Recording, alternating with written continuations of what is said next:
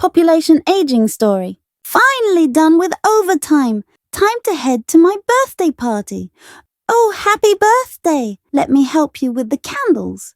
How many do you need for the cake? Ugh, I guess you might need to prepare 60. 60?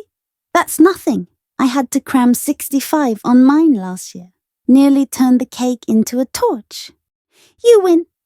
Forget about the candles. Who needs candles when we're already burning out at work? So, population aging is a growing concern in many societies worldwide, particularly in developed countries.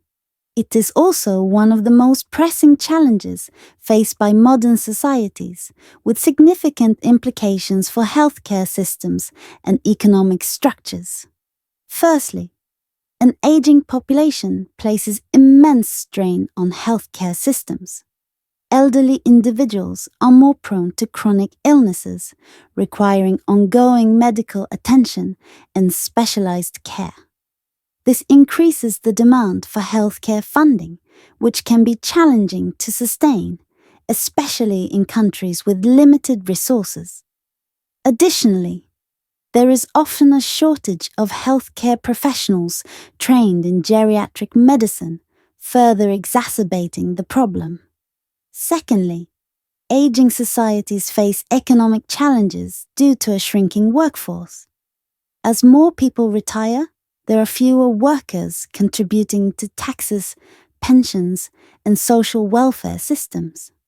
This imbalance leads to financial pressure on governments, which must allocate substantial resources to support the growing elderly population while maintaining other public services.